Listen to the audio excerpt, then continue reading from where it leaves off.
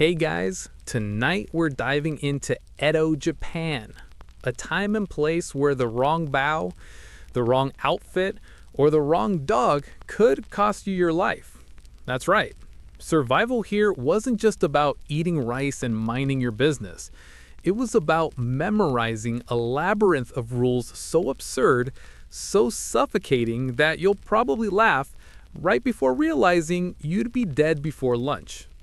Before we get started, dim your lights. Maybe grab a blanket. This isn't just history. It's a walk through a city where laws weren't written to protect you. They were written to control you, to terrify you, and, let's be honest, to make sure the samurai class never had a dull day. And hey, if you enjoy this mix of dark history and mild panic attacks, hit that like button. Comment below. If you had to live by Edo laws for 24 hours, do you think you'd survive? I'll be honest. Personally, I'd be arrested before breakfast for forgetting to bow. Now, let's step into the world of Edo. Imagine yourself waking up in a wooden house somewhere inside the largest city in the world at the time. Yes, bigger than London, bigger than Paris. 1 million people packed together in a sea of wooden buildings and paper walls. The air thick with smoke from cooking fires, the smell of grilled fish and sewage blending in ways that aren't quite appetizing. You roll up your futon from the tatami mats, your knees cracking from the cold morning air seeping through thin walls. You slide open the paper shoji door. Sunlight slants in, cutting through the smoky haze.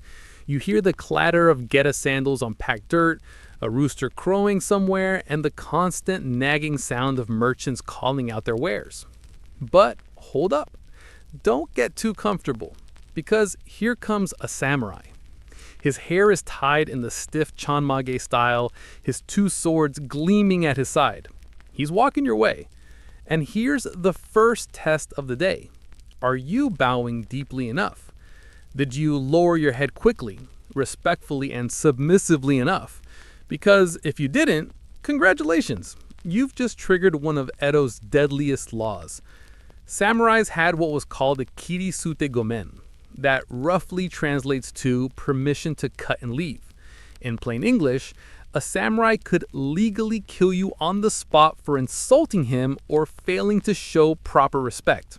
No court date, no chance to explain, just steel flashing in the morning sunlight and your body on the ground. Imagine if modern police officers or military officers had the right to vaporize you just because you forgot to say sir. Or picture walking into Starbucks, bumping into a guy with a katana, and realizing, oh no, I didn't bow low enough. Guess I'm done for. That was life in Edo. The scary part? Kirisute gomen wasn't just theoretical. It happened. People were cut down in the streets, in marketplaces, even outside their homes. And if you're thinking, well, I'll just stay polite and avoid trouble, let me remind you, one slip of the tongue, one awkward glance, one nervous laugh, and that was enough. Even silence could be seen as disrespect.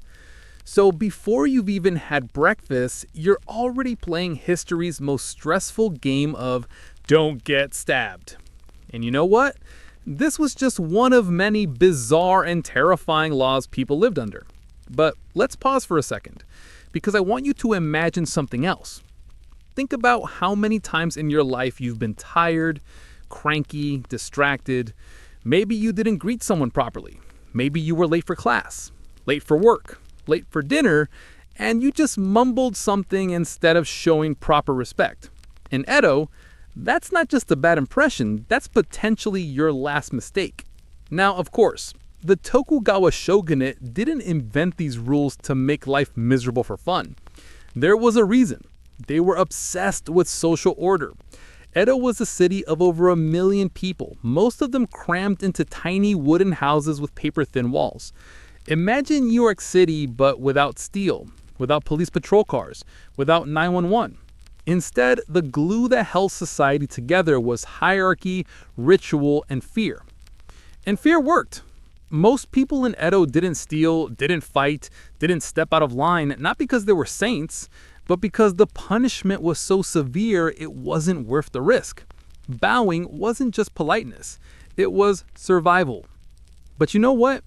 Survival here is going to be harder than you think, because once you've dodged your first samurai, once you've bowed deeply enough to live another hour, there's another law waiting around the corner.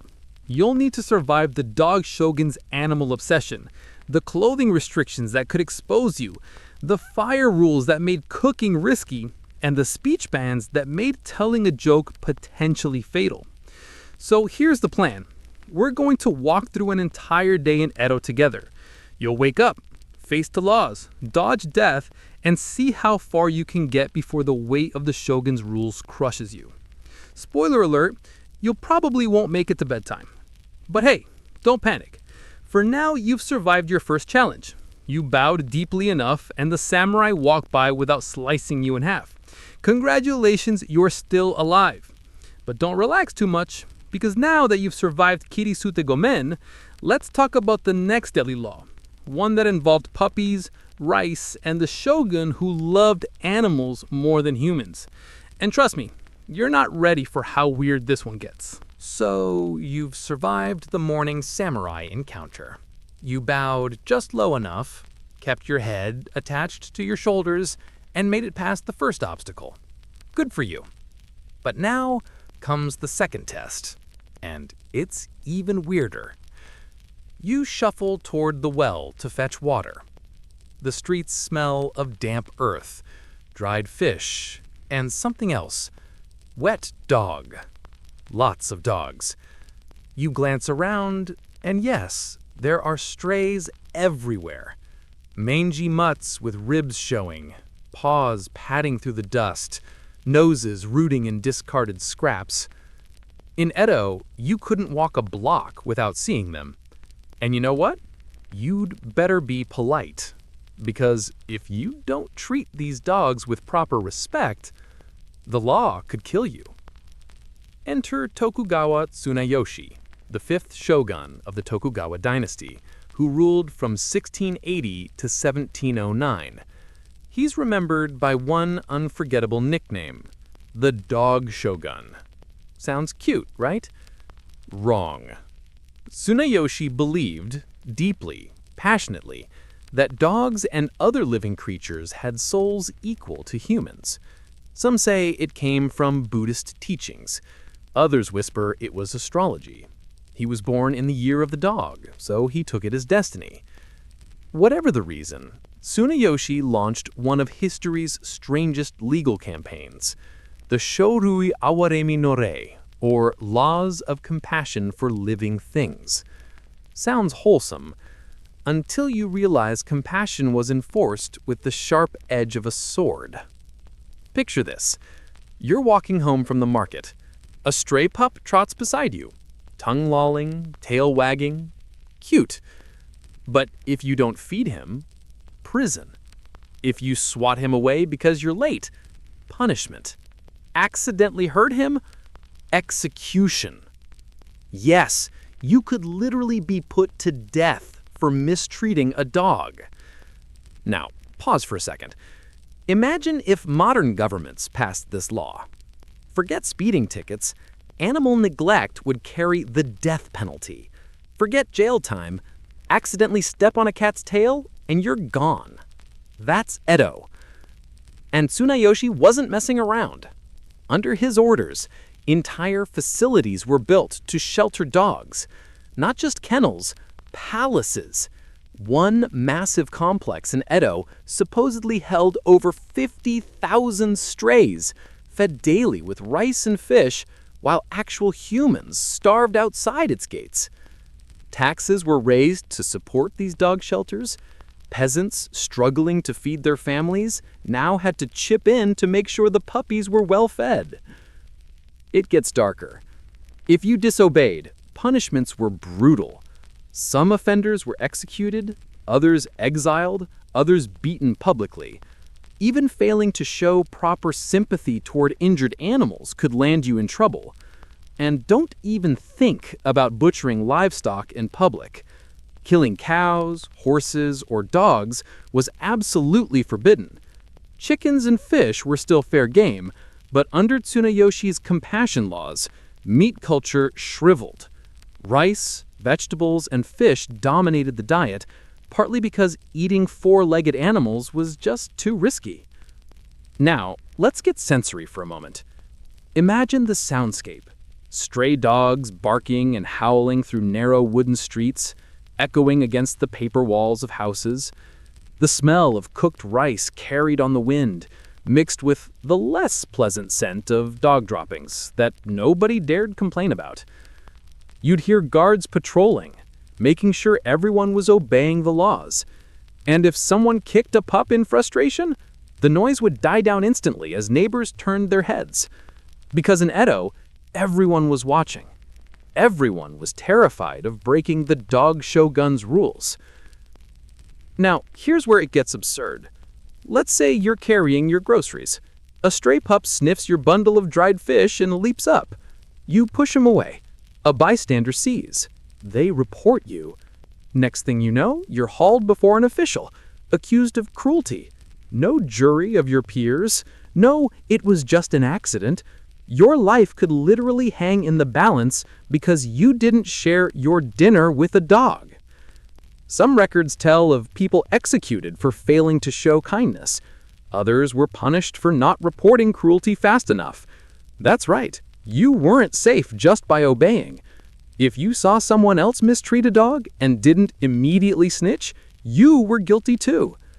Imagine living in a neighborhood where not only are you being monitored, but you're also required to monitor everyone else, ready to throw your neighbor under the cart at any second.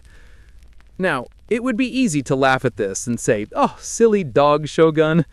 But here's the truth. This wasn't just about dogs. This was about control.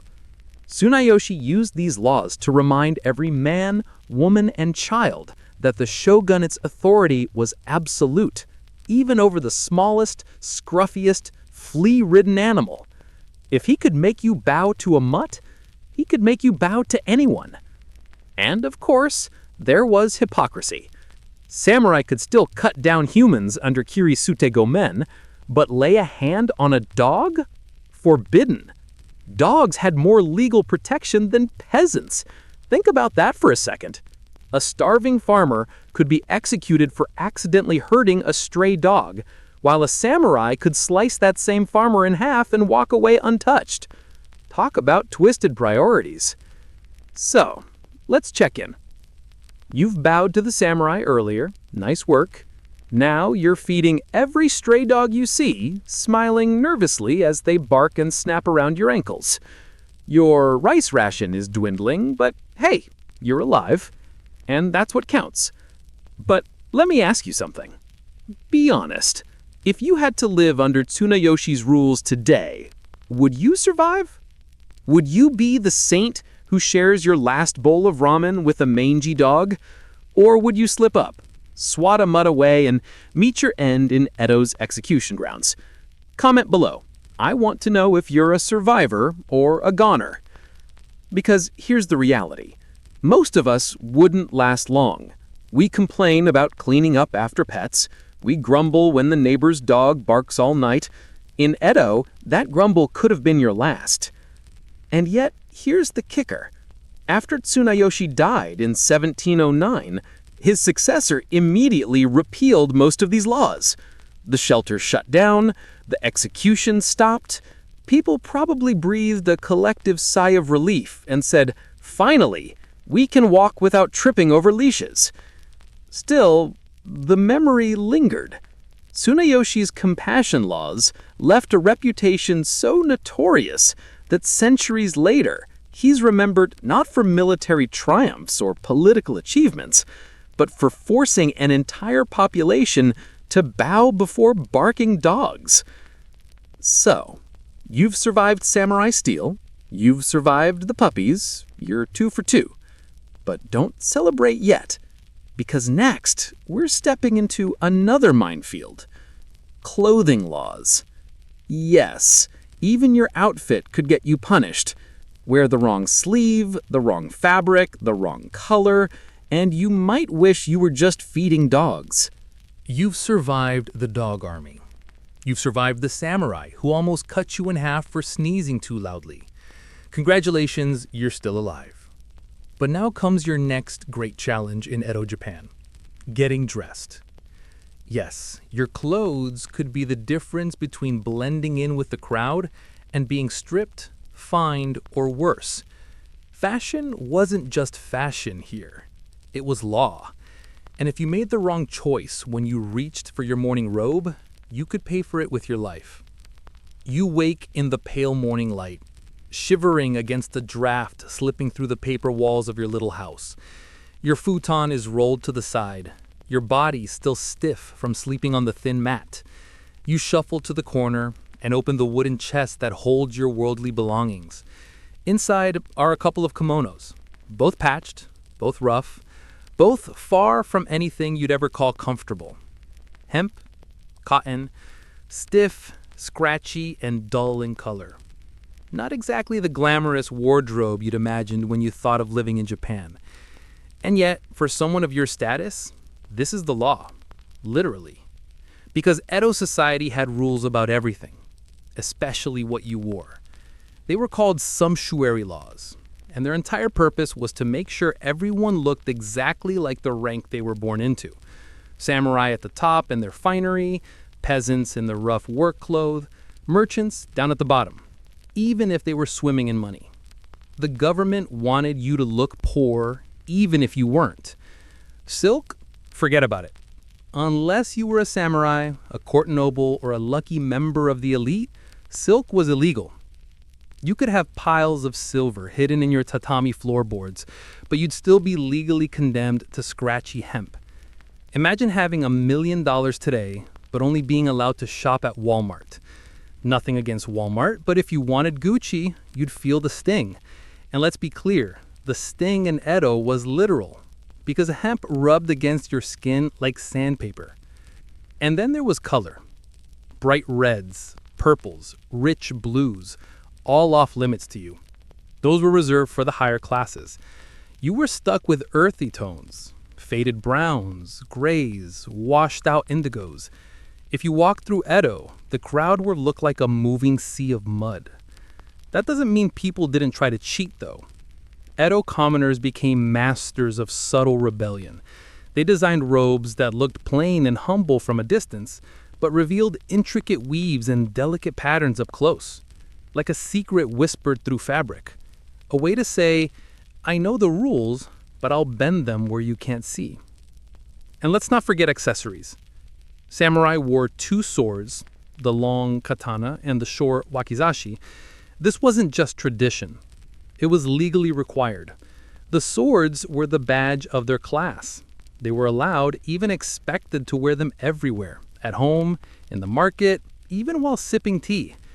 Now imagine you, a lowly merchant, deciding you want to feel cool for once. You strap on a blade, maybe just to see how it feels. Bad move. Guards could arrest you. Officials could strip you of it. And if the wrong samurai saw you, he didn't need to call the cops. He could take matters into his own hands right there. Today, that'd be like carrying a designer handbag that only cops were allowed to own. Except instead of security politely asking you to put it away, you'd risk losing your head. Here's the thing. Edo wasn't just about enforcing poverty. It was about crushing ambition. Let's say you're a merchant, one of the richest in town. You've made a fortune selling rice or sake. You live in a nice house. You have money stacked away, and your stomach is full every night. Naturally, you'd like to show it. Maybe buy a silk robe, maybe dye your clothes a brighter shade, maybe just one step out looking like the wealthy person you actually are. But you know what happens if you do? Inspectors. Yes, there were actual clothing inspectors, could fine you on the spot.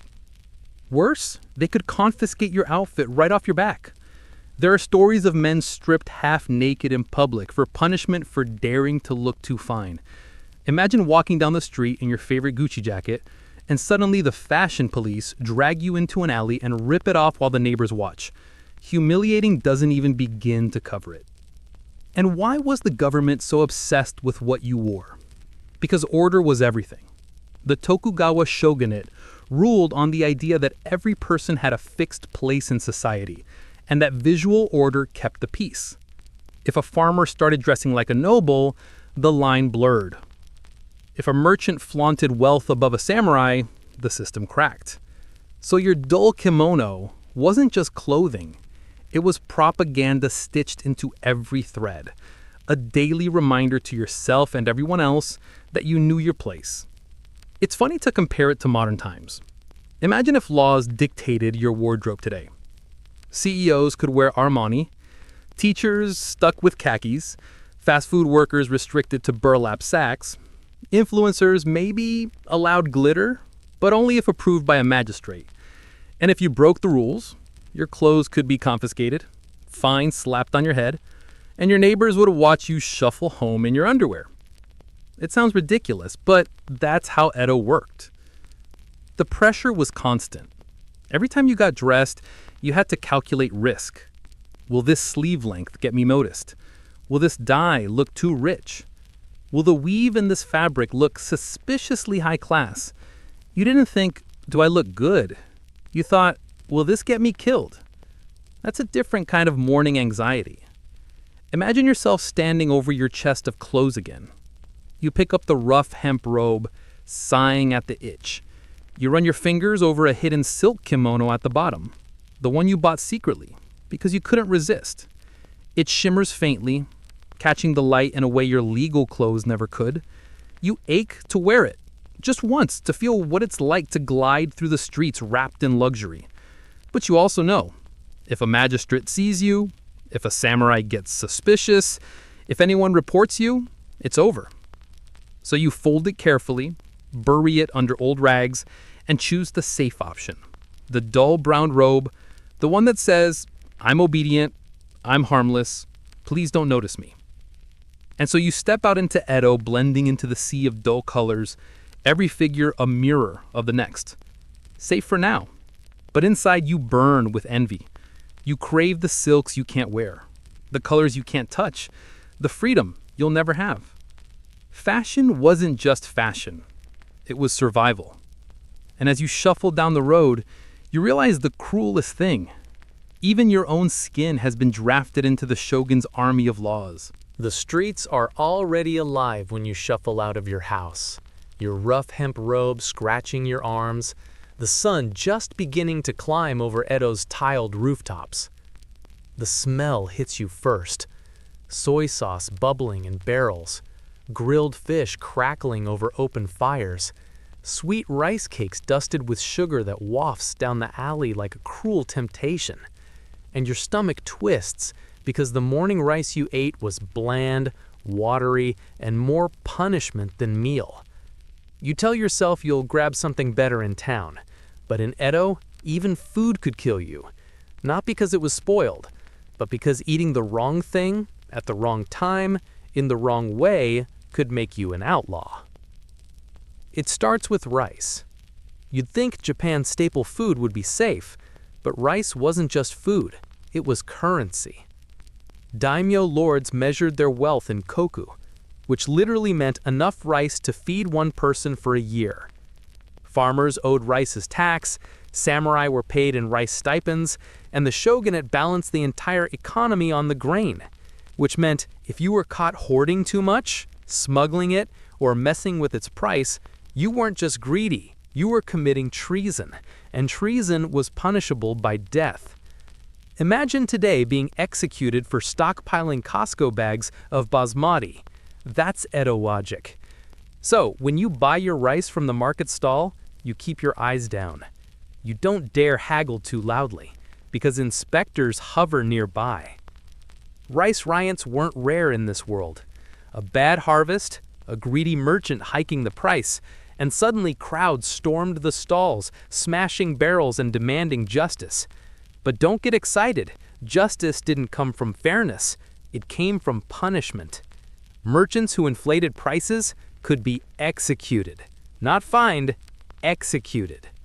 Next time you complain about gas prices, imagine if Exxon's CEO risked decapitation every time they bump the numbers. Honestly, not the worst idea. Then there's fish. Edo was obsessed with it. Fresh catch from Tokyo Bay lined the markets daily, from tuna to sardines to eels. But here's the problem. Some fish were reserved for the upper classes. Certain delicacies like Thai sea bream were considered status foods.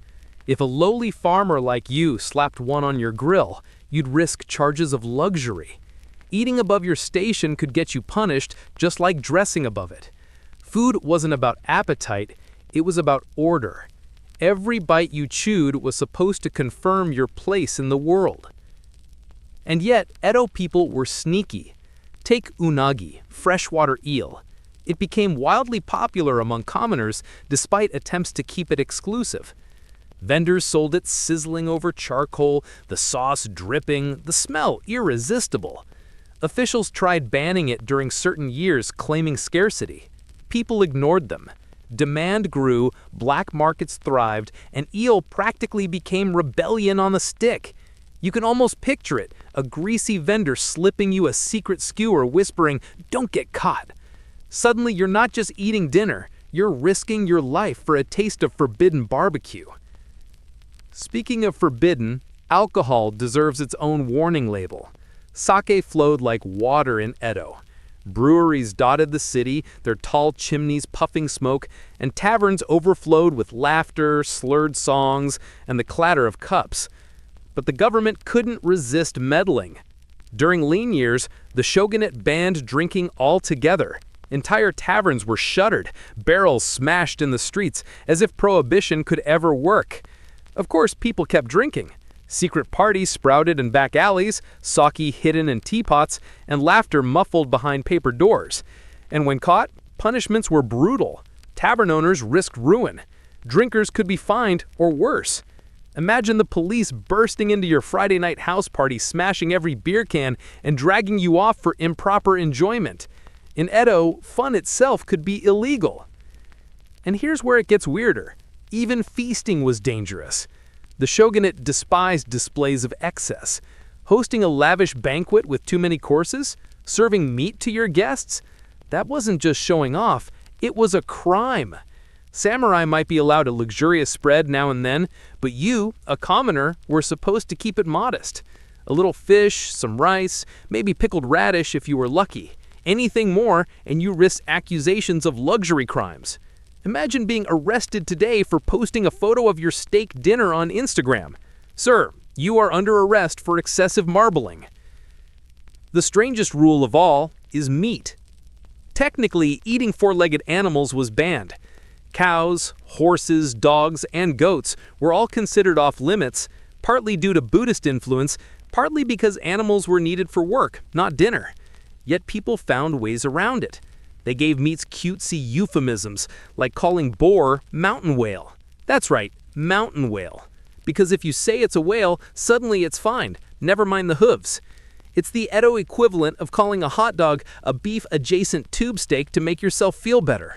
You'd sit in the corner of a shady tavern, chewing on mountain whale in guilty silence, praying no inspector barged in.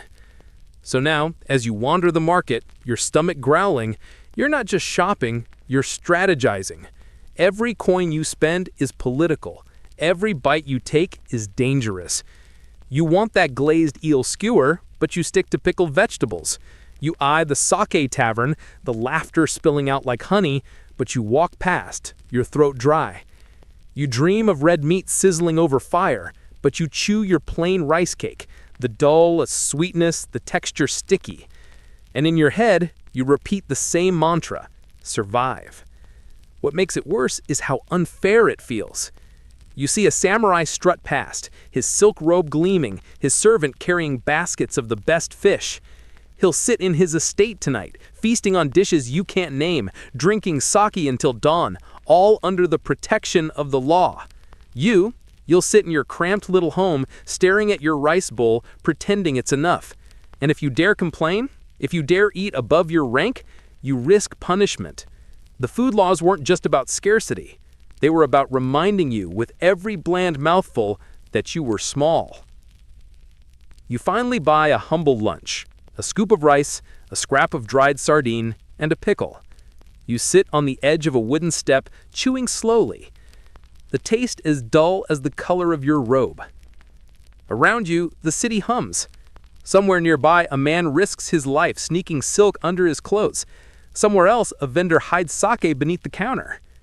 Everyone's hungry for something forbidden.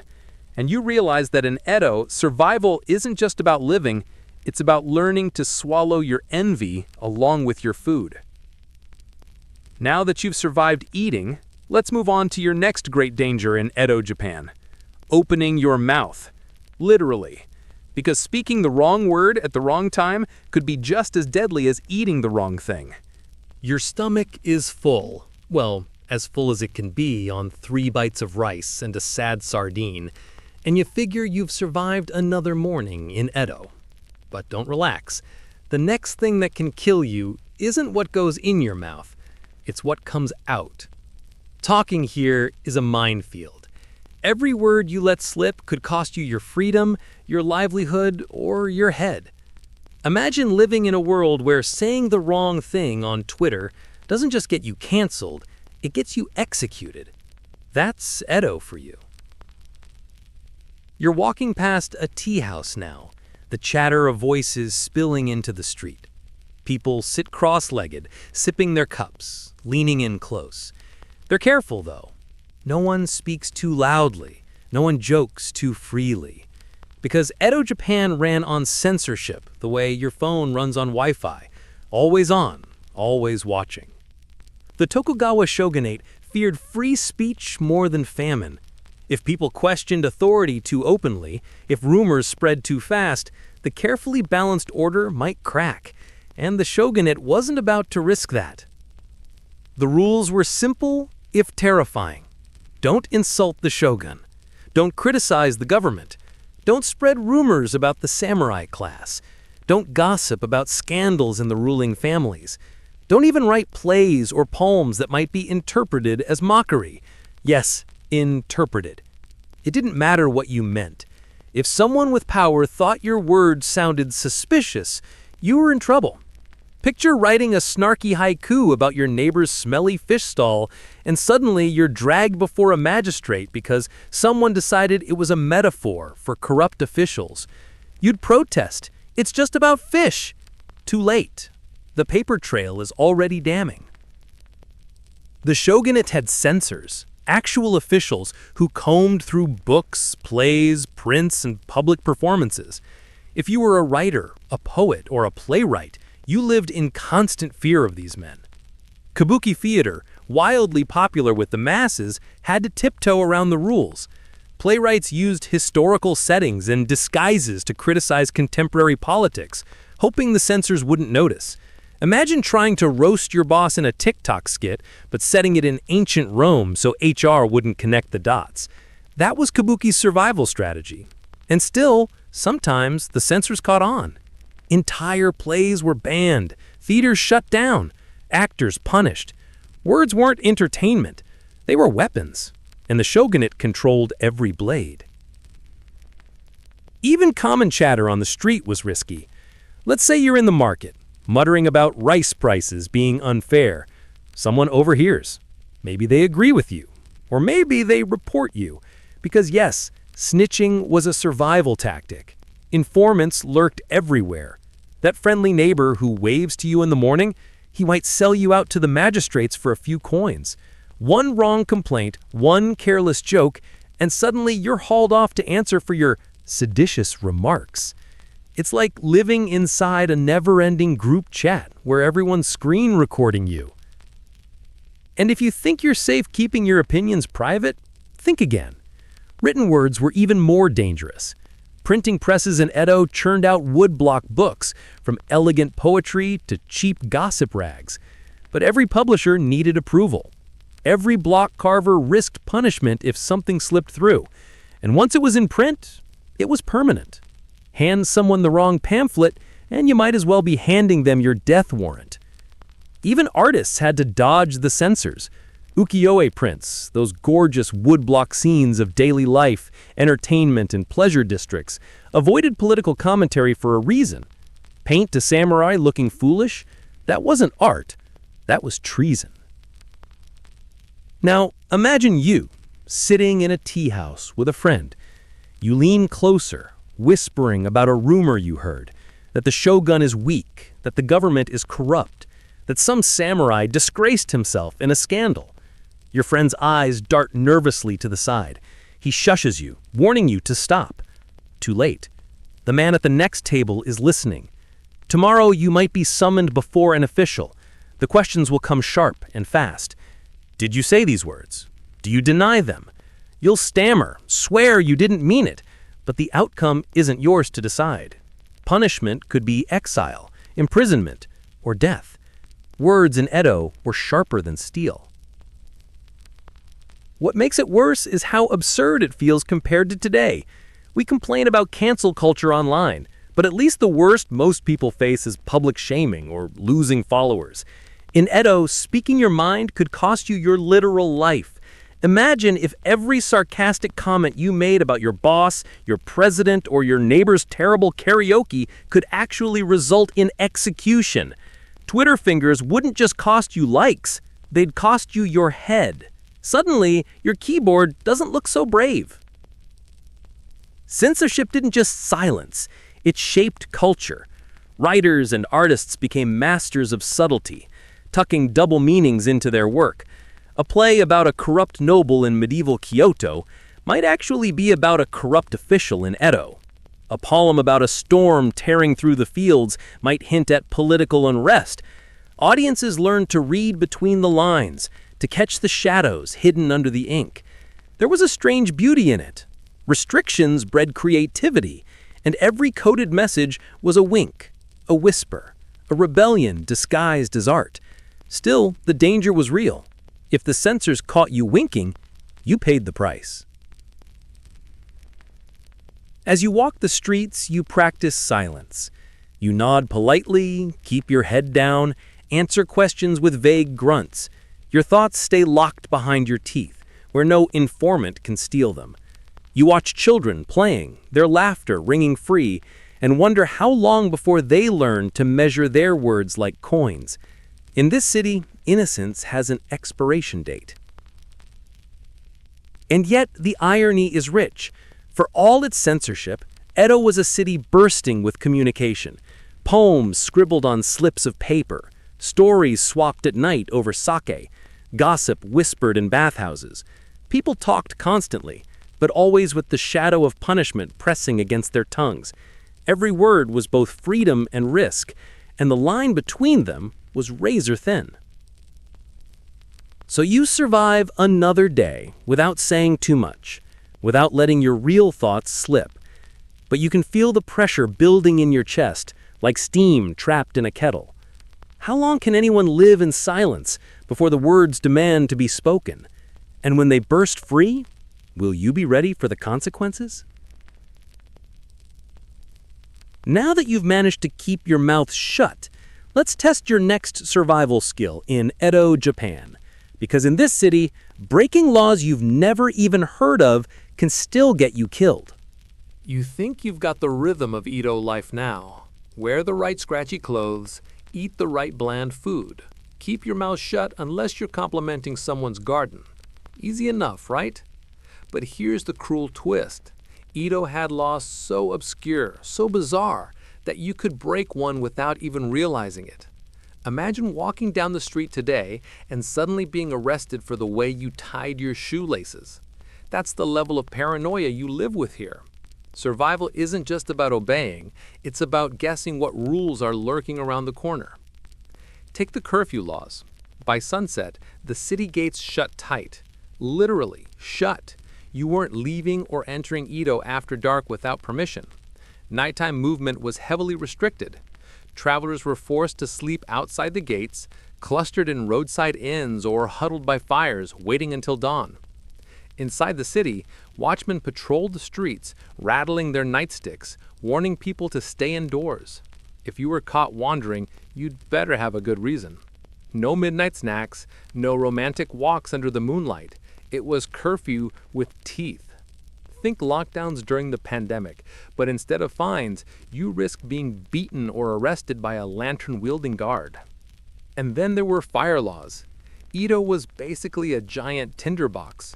Wooden houses packed tightly together, paper walls, oil lamps flickering in every room. Fires were constant, devastating, and terrifying.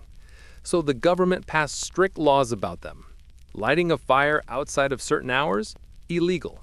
Keeping coals smoldering overnight? Illegal. Even careless cooking could land you in trouble. And if your house caught fire and spread to your neighbors? Forget apologies. You could be executed for negligence. Imagine burning your toast today and facing capital punishment because the alarm clock bothered the neighbors. Edo didn't play when it came to fire. But fire wasn't the only thing the shogunate feared. They even tried to regulate fun. Yes, fun. Public dancing, gambling, and certain forms of music were banned at different times. Officials worried that gatherings of happy, drunken, singing people might lead to riots or rebellion.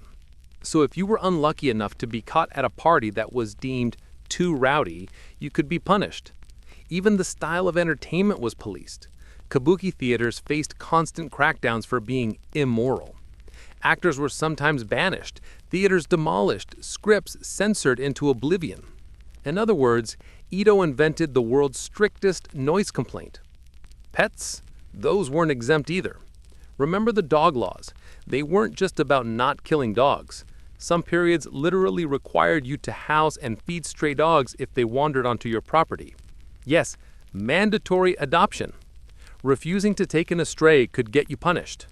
Feeding a dog before feeding yourself? That was law at one point. Imagine today being legally required to let every stray cat into your apartment and serve them dinner before touching your own food. Your landlord would be thrilled.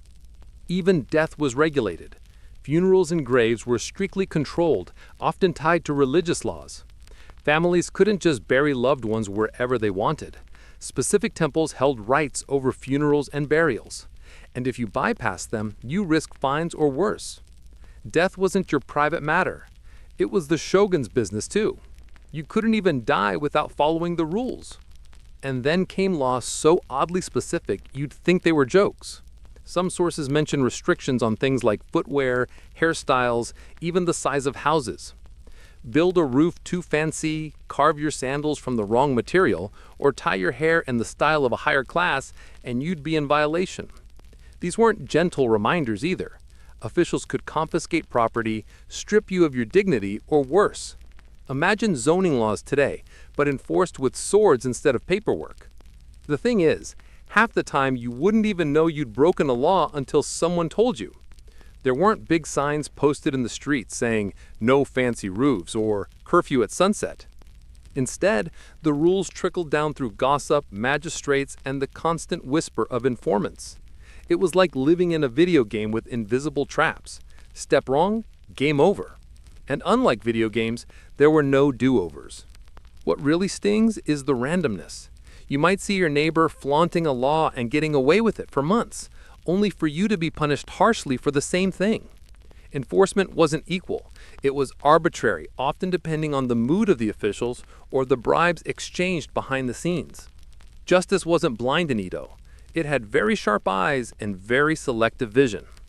And yet, somehow, people found ways to live with it. They memorized what they could, avoided what they couldn't, and quietly broke rules whenever possible. Secret gambling dens flourished in back alleys. Illegal sake parties thrived behind sliding doors. Women and men wore hidden luxurious fabrics underneath their plain robes, defying the sumptuary laws in whispers of silk. The human instinct to rebel, to push boundaries, never went away. It just had to be disguised. Living in Edo meant living a double life. The obedient face you showed the world, and the hungry, desperate self you kept in the shadows. Picture yourself again standing in the street as dusk falls. Lanterns glow softly, the guards begin their rounds, and you hurry home, heart racing. You glance at the neighbor's roof, too high, too elaborate, illegal. You see a man slipping dice into his sleeve after a quick game in the alley, illegal. You watch a woman feed her child before feeding her stray dog, eyes darting nervously, illegal. Everywhere you look, rules are being broken, bent, or gouged. And you realize Edo wasn't a city of strict obedience. It was a city of constant risk. Every law was a blade hanging overhead, ready to drop if you looked the wrong way. And so you lie on your futon that night, staring at the ceiling, wondering what new law you'll break tomorrow without even knowing it. The silence presses in, broken only by the distant call of a night watchman. You close your eyes and think, in Edo, survival isn't just about what you do, it's about what you don't know you've done. Now that you've navigated laws you never knew existed, let's move on to the most dangerous space of all, your own home. Because in Edo, Japan, even the walls around you couldn't keep you safe from the shogun's rules. You'd think home would be the one place you could breathe in Edo. Slide the paper door shut, kick off your straw sandals, let out a sigh, and finally, privacy. But privacy in Edo, Japan was a luxury you couldn't afford, because the shogun's rules didn't stop at the city gates or the marketplace. They followed you straight through your front door and made themselves comfortable, like an uninvited guest who refuses to leave. First thing you notice is the architecture itself. Houses weren't just built out of wood and paper because people liked the aesthetic. No, it was the law. Commoners weren't allowed to build in stone, tile, or anything too permanent. Why? Because permanence meant power. If your house was too sturdy, too wealthy looking, it implied ambition, and ambition was dangerous. So you lived in a structure that could burn down in an afternoon, collapse in an earthquake, or be dismantled by a disgruntled official. It wasn't just your home, it was a constant reminder that you were temporary, fragile, and replaceable. Even the size of your house was dictated by your social status.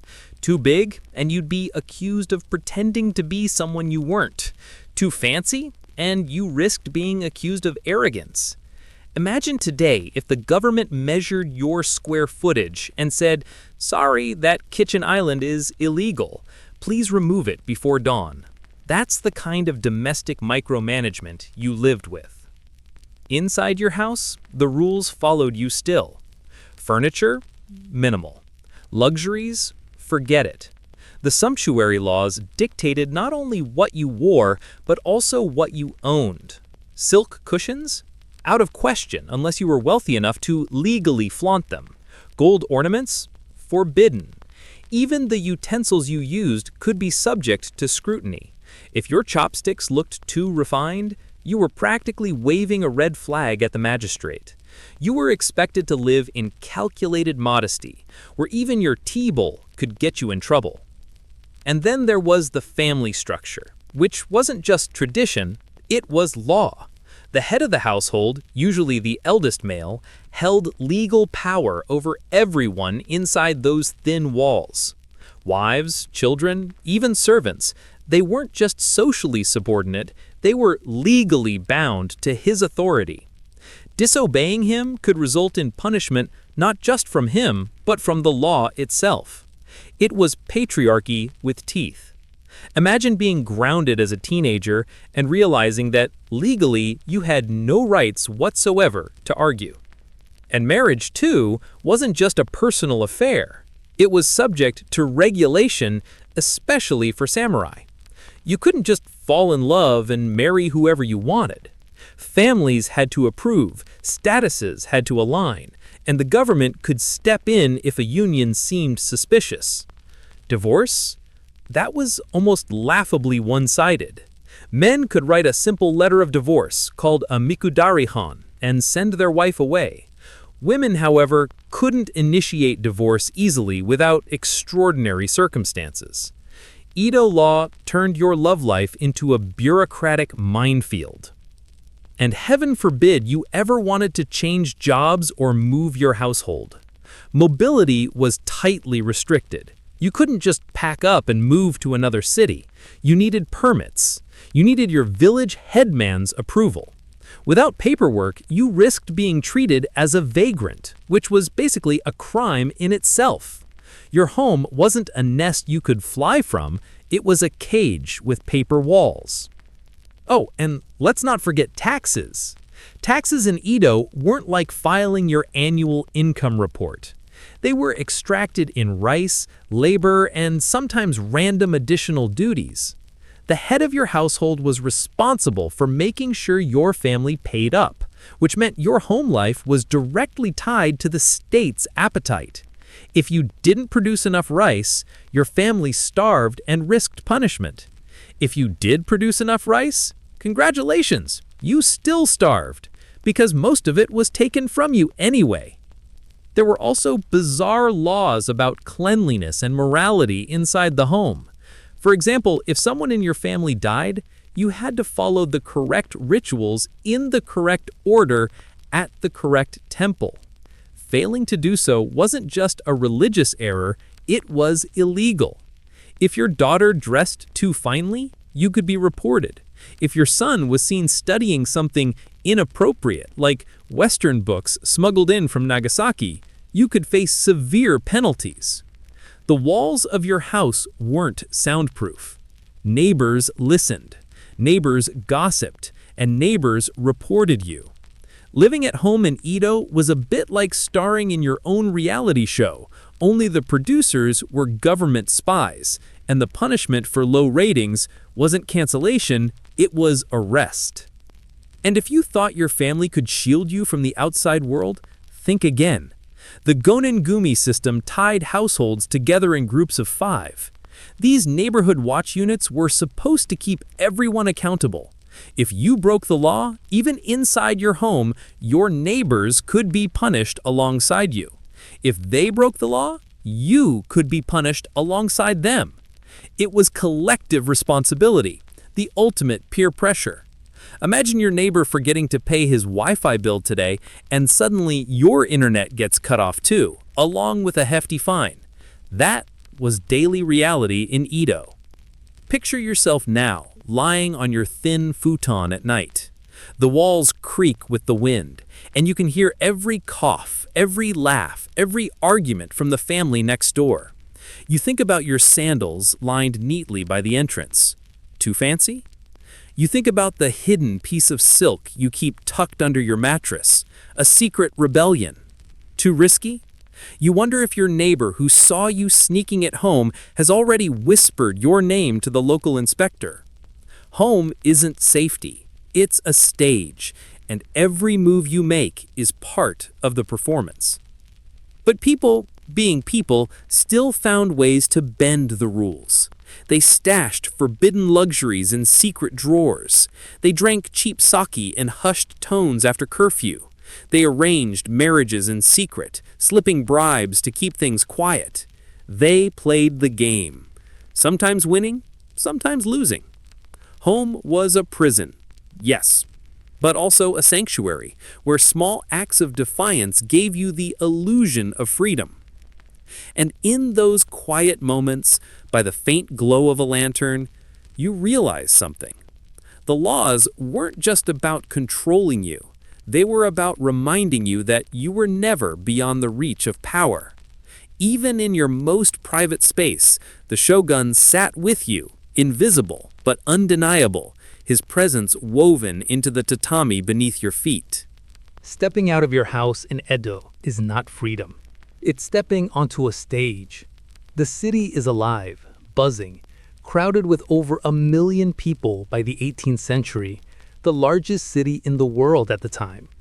The streets are narrow, packed with shops, vendors, beggars, and samurai clanking along with their swords. The smell is a confusing cocktail: grilled fish, sweet soy sauce, sweat, and the unmistakable stench of open sewage trickling in little canals. And through it all, you walk carefully, because here, the laws are even more dangerous than inside your paper-walled home. First, there's the matter of curfew. Edo wasn't a 24-hour city. It wasn't even a late-night city. The bells rang at dusk, and the gates of the city shut tight. If you were still wandering the streets after dark without good reason, you weren't just suspicious, you were illegal. Patrols roamed the alleys, lanterns in hand, watching for anyone foolish enough to test the rule. Imagine forgetting your wallet at a tavern today and being arrested because you dared step outside to get it back after 8 p.m. In Edo, that mistake could cost you your head. The way you carried yourself mattered too. If you were a commoner, you walked with humility, eyes lowered, body slightly bent. Too much swagger, too much confidence, and you risk being accused of disrespecting the samurai class. And disrespecting a samurai wasn't just rude, it could be fatal. Remember the law of kirisute gomen, the cut down and be forgiven right. Samurai were legally allowed to execute a commoner on the spot if they felt insulted or disrespected. Imagine your boss today being allowed to stab you in the neck because you didn't bow deeply enough when handing in your work. That was the risk of walking the streets of Edo. Even your clothing was policed. Bright colors, luxurious fabrics, fancy accessories, these were reserved for the wealthy or the elite. Sumptuary laws meant that if you, as a lowly merchant, strutted out in a robe that looked too rich, you could be fined, humiliated, or worse. The authorities believed your clothes reflected not just your status, but your obedience. It was fashion with consequences. Think of it like showing up to high school in a Lamborghini, except instead of jealous stares, you'd risk a public beating. Markets were no less dangerous. Prices of basic goods like rice were tightly controlled. Merchants couldn't openly raise prices when shortages hit, even if they were starving too. If they did, they could be accused of profiteering, punished severely, sometimes even executed. Imagine trying to sell toilet paper at a markup during a panic buy today, only to find yourself in chains the next morning. Edo's economy was a powder keg, and the laws were the flint keeping it under control. Festivals at first glance seem like the one escape from these suffocating rules.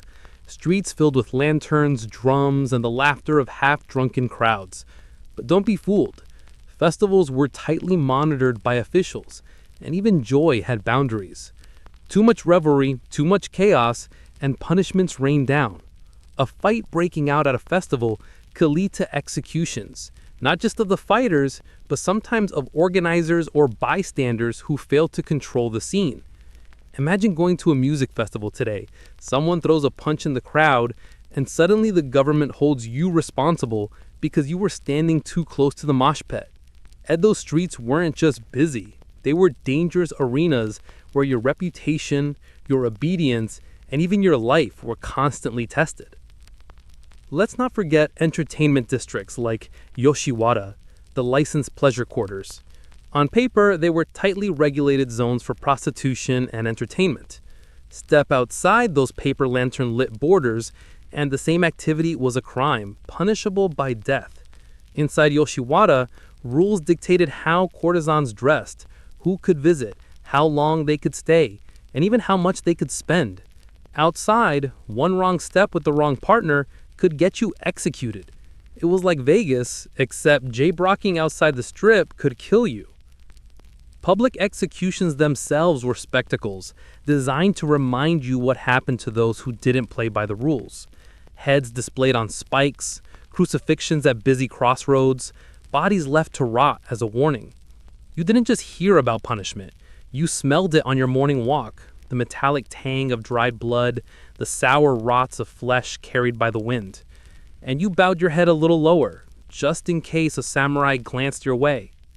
And even fire, the most common urban threat, became a matter of law. Fires tore through Edo constantly, earning it the nickname City of Fires. Strict rules required every household to keep buckets of water ready, every neighborhood to supply men for fire brigades.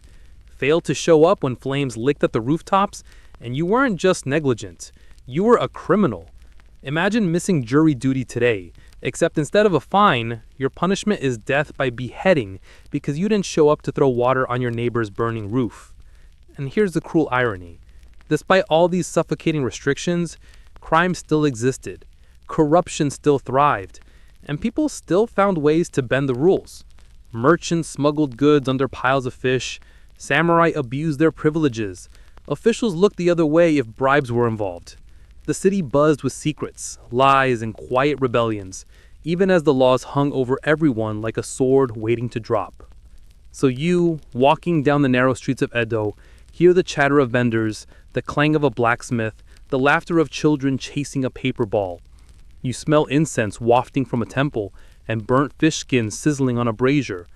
You see a samurai glance your way, his hand brushing the hilt on a sword. And you remind yourself, smile, bow, stay quiet, blend in. Because one wrong step, one careless word, one unlucky encounter, and these streets could swallow you whole. Now that you've managed to survive a day in Edo's public spaces without losing your head, literally, it's time to look at something even stranger. Not the markets, not the curfews, and not even the executions, but the laws that try to control your very thoughts, beliefs, and private desires. Because in Edo Japan, even your mind wasn't truly your own. By now, you've survived the streets, bowed low enough to avoid a samurai's blade, and somehow made it home with your head still attached. But the worst danger in Edo Japan wasn't outside. It was inside your own skull. Because the shogunate wasn't satisfied with controlling your rice, your roof, or your curfew. He wanted your thoughts. And there were laws designed to reach into your mind and choke out anything deemed dangerous. Let's start with religion. On the surface, temples dotted the city like lanterns on a festival night. Incense curled upward, monks chanted sutras, families bowed before statues of the Buddha.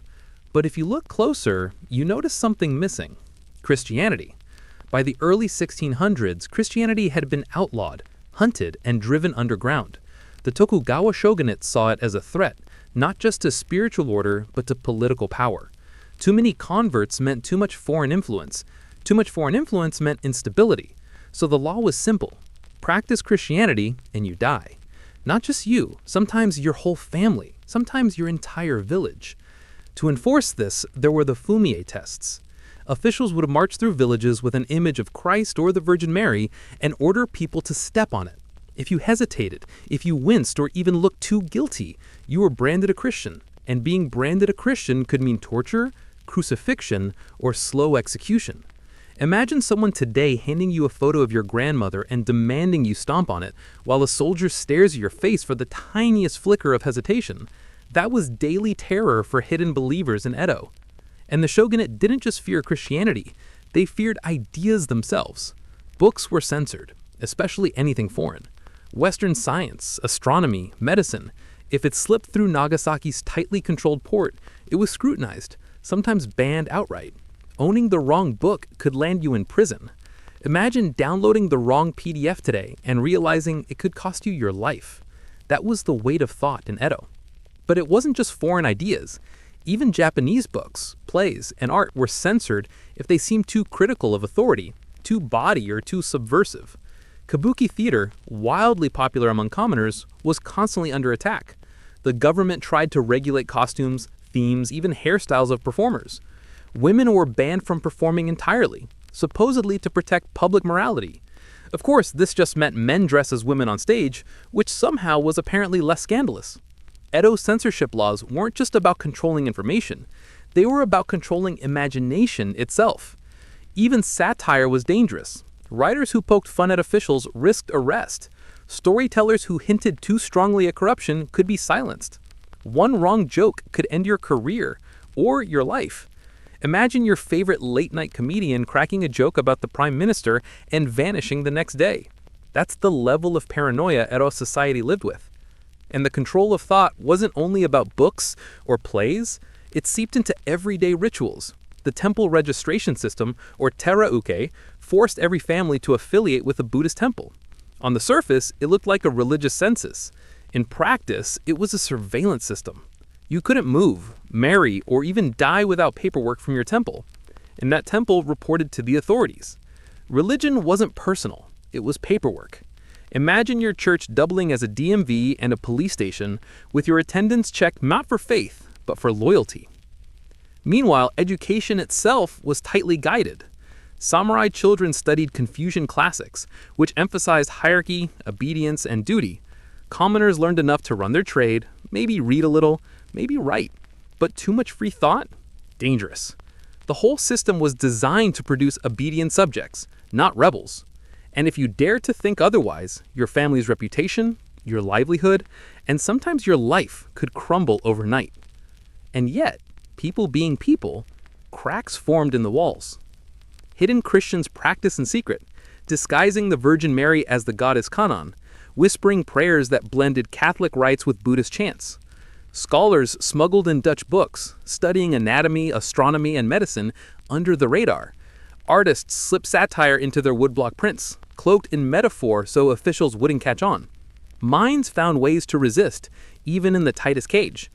But the risk never vanished. You could spend decades hiding a belief, nurturing a secret, protecting a single forbidden book, only to have a neighbor betray you. And betrayal was tempting, because laws rewarded informants. Imagine living in a world where your best friend could report your bookshelf to the authorities in exchange for a favor. That was Edo paranoia, humming beneath every polite bow and every shared cup of tea. Picture yourself in this world. You sit on a tatami mat, candle flickering beside you, reading a smuggled page of Western medicine. The characters are strange, the diagrams shocking, bodies cut open, muscles and organs labeled. Your heart pounds not because of the gore, but because of the risk. Every crack in the door, every shuffle outside makes you sweat. If someone saw you with this page, if someone whispered your name to the wrong person, you wouldn't just lose the book, you'd lose everything. Even silence wasn't safety. Think the wrong thought, and it showed in your hesitation. Step wrong on a fumie, laugh wrong at a satirical play, or linger too long over a strange drawing, and suspicion followed. In Edo, your mind wasn't your own. It belonged to the shogun, and the price of disobedience was death. Now that you've survived the suffocating grip on your thoughts, let's turn to something even more intimate. Because the laws didn't just dictate your faith or your books. They reached into your family, your relationships, your private pleasures. In Edo Japan, even love could be criminal. So far, you've bowed your way past samurai, hidden from curfew patrols, survived the gonengumi snitch squads, and even tiptoed through the minefield of your own thoughts. You're still alive, somehow. But there's one more snare left in Edo's tangled web of laws: your private life. Love, desire, sex, even friendship. None of it was truly private. The shogunate had rules for all of it, and the wrong move could turn affection into a death sentence. Start with marriage. For samurai families, marriage wasn't romance. It was politics wrapped in ceremony. Love barely entered the equation. Alliances, ranks, and the approval of superiors mattered far more. And the laws were crystal clear. Marry outside your social rank without permission, and you could lose your status, your income, or your life. Imagine Tinder today, except every swipe left or right had to be approved by your boss, your parents, and your local government official, or else you're executed. Edo romance was basically HR paperwork with kimonos. For commoners, the rules were looser, but still suffocating. Divorce laws leaned heavily in favor of men. A husband could dismiss his wife with a simple letter of 3 lines, a mikudari-han. Thanks for the memories, please pack your things. That was it. Women, meanwhile, had to endure, unless they had extreme grounds and sympathetic relatives. And adultery? That wasn't just frowned upon, it was deadly. For samurai women, adultery could mean forced suicide. For commoners, public humiliation, fines, or worse. Love affairs weren't just risky, they were criminal. And then there were the licensed pleasure quarters, the most paradoxical laws of all. Yoshiwara in Edo was a world within a world. Lanterns glowing through the mist, courtesans in layers of silk, processions that dazzled like theater.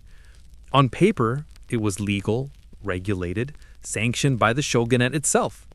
Why?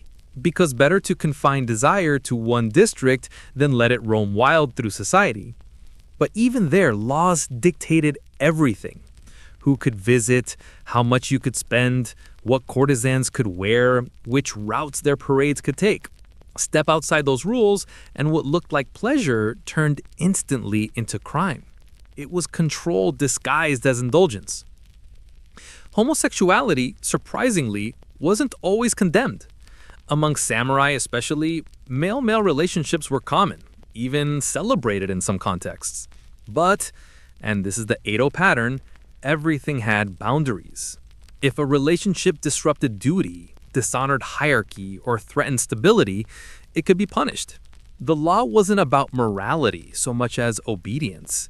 Love was allowed as long as it didn't challenge power. And even brothels had a deadly shadow. Courtesans bound by contracts couldn't freely leave. That chained them as tightly as rope. And any attempt to escape, any forbidden romance beyond the gates, was illegal. There are stories of couples caught trying to elope, dragged back, and punished brutally. Imagine falling in love with your favorite pop star today, and instead of a gossip column scandal, it ends with you both crucified at the city gates. That was Edo justice. But the strangest part, the laws didn't just police love, they shaped it. Songs, plays, and prints celebrated tragic romances, lovers crushed under the weight of duty. Audiences wept at stories of doomed couples, not because the ending surprised them, but because everyone knew that's how real life worked. Love in Edo was sweet because it was forbidden. The law gave it flavor, like poison laced with sugar. And yet, people resisted. Secret letters slipped under sliding doors, rendezvous hidden in tea houses, samurai falling for women they weren't supposed to see, merchants bribing officials to look the other way. People always found cracks in the wall. Love kept blooming, no matter how harshly the law tried to prune it. Imagine yourself now, lying on your futon, lantern light flickering on the paper walls. Beside you, someone you shouldn't be with. Maybe a lover above your station, maybe a courtesan who risked her life to sneak away. Your heart pounds louder than the night crickets. Every creak of the wood outside makes you freeze. If the patrols come, if a neighbor reports you, this tender moment could be your execution scene. And yet, you can't stop. Because even under Edo's suffocating rules, the human heart was stubborn, reckless, and unwilling to obey. By the end of your long, exhausting day in Edo, you've learned something important. Survival wasn't just about following the rules. It was about navigating them, bending them without breaking them, and knowing when to bow and when to risk defiance. The weirdest laws weren't just written on paper. They were etched into daily life, into gestures, into whispered secrets. And the price of getting it wrong was always the same: your life. So what do we do with all this today? We sit in our climate-controlled rooms, streaming videos on glowing screens, free to walk the streets at midnight, free to laugh at satire, free to choose who we marry, free to practice or reject religion. It feels normal, but it's extraordinary. Edo reminds us that the rules we live under shape not just society, but intimacy, imagination, even love itself. So maybe the takeaway is this: freedom is fragile. Love can be absurd, cruel, or even deadly. And the scariest ones aren't the ones that tell you what to do. They're the ones that try to tell you what to think, what to feel, who to love. Edo Japan shows us how far that control can go, and how people, no matter the risk, will always find ways to resist. So the next time you walk down the street at night, or text someone you shouldn't, or laugh at a joke poking fun at power, think about Edo. Think about how dangerous those simple acts once were. And maybe ask yourself, if you had been born in that world of fragile paper walls and suffocating laws, would you have survived a single day? Hey, if you've made it this far, thank you for sticking with me through this strange, dark journey into Edo Japan. Let me know in the comments, what's the weirdest law you've ever heard of, Edo or otherwise? And which one of these would you have absolutely broken? Don't forget to like the video if you enjoyed it, subscribe for more strange corners of history, and maybe dim the lights again next time, because history, when you really sit with it, is a lot scarier and a lot more funny than we think.